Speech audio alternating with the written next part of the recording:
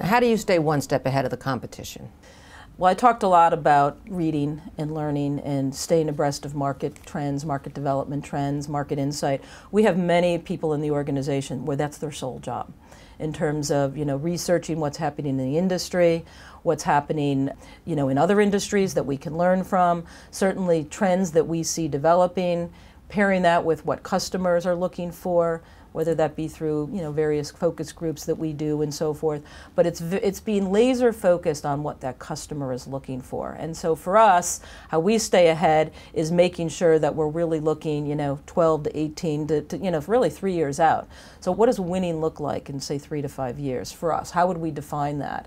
And it's just important more than ever to really stay on top of the trends and to understand what's happening, not just to read it and say, oh, I know what's going on. How is that going to impact a future strategy? How is that going to impact the current business that we see? What does a future state look like?